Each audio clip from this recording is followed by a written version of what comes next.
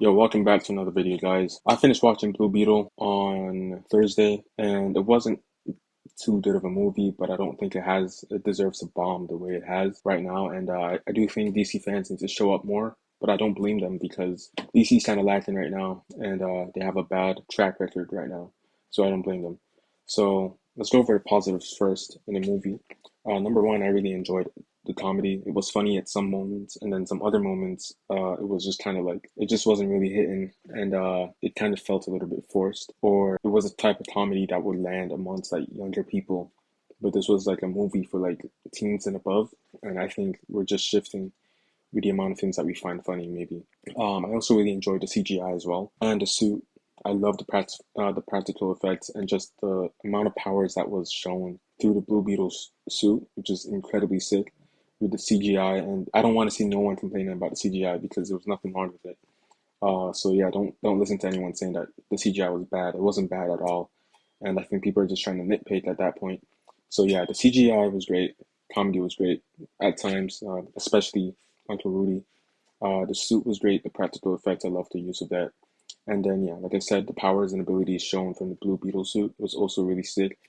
He's kind of like one of my favorite characters, or I just really find the character interesting after watching him in Young Justice, and I wanted to see more of like the Scarab's capabilities, and they really showed that really well. Now for the negatives, this movie felt like an Iron Man movie and an MCU Spider-Man trilogy shoved into one a little bit. Spoilers ahead, by the way. Yeah, it felt like an Iron Man movie with you know these expensive companies that make weapons, and then having to make the conscious effort to not make them anymore because they're harming their environment and other families and stuff like that.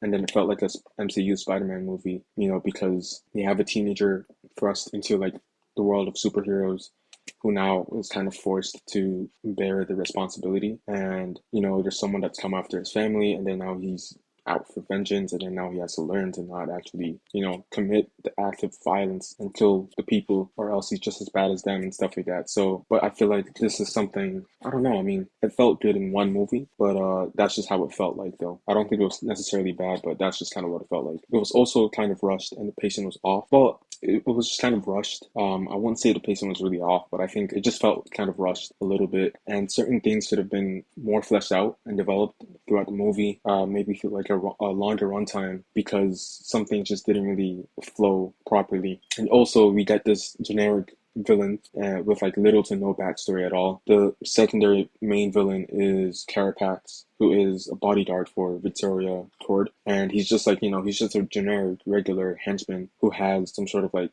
handicap, and then he gets some sort of like technological aid to enable him to be a killing machine out of his free will, by the way. So you can imagine, like, why do all these villains just choose to still serve their master instead of just doing what they want to do?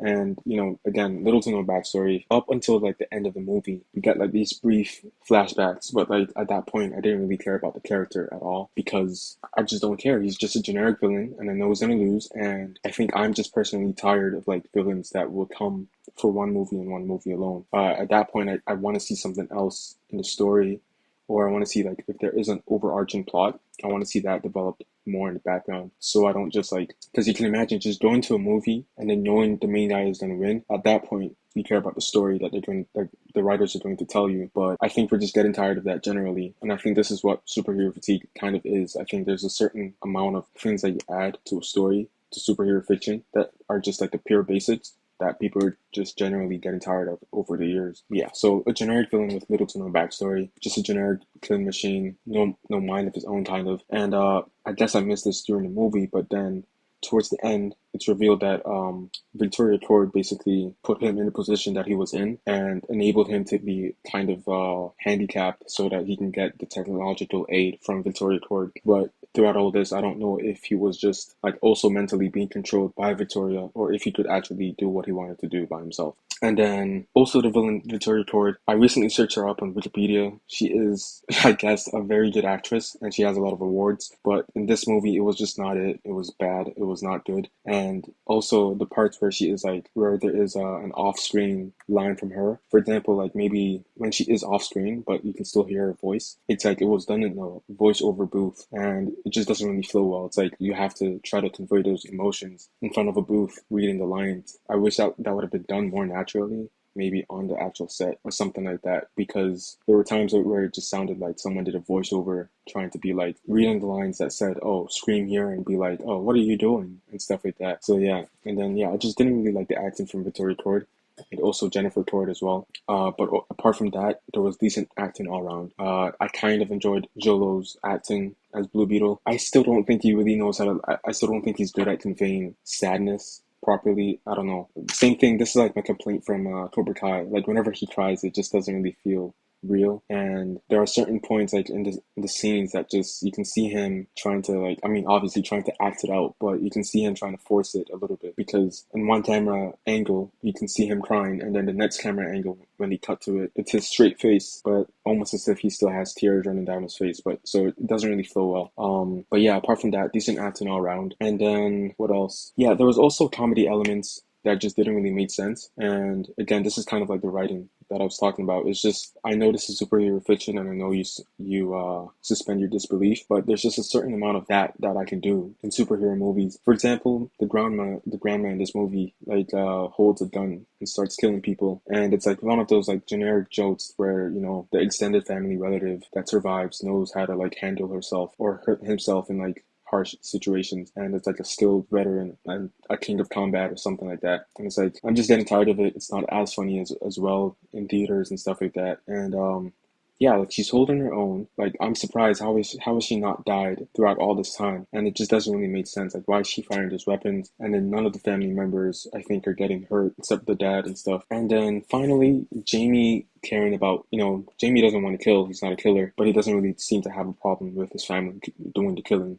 So that was also kind of like weird as well, in my opinion. But yeah, overall this was a fun movie, but I think we can see that fun is not always the way anymore with these mature audiences, or these more mature audiences at DC. We need to like rework the script, make it more grounded a little bit. Obviously keeping that sense of like superheroism, but like no more, I don't know, no more family members coming in here with guns and just, you know, being able to handle themselves in the field of battle between superpowered villains and stuff. Or, you know, what else? Yeah, no more contradictions where like the main character doesn't want to kill, but his family kills and he doesn't have a problem with it. Things like that. I just want it to flow better, and I just want it to make sense. But yeah, overall, this was a fun movie. I kind of enjoyed it. I didn't really like the acting from from the individual actors, but overall, it was good and decent, and it was fun, like I said. And yeah, I don't think it deserves to bomb the way it has, but yeah, that's about it. Peace.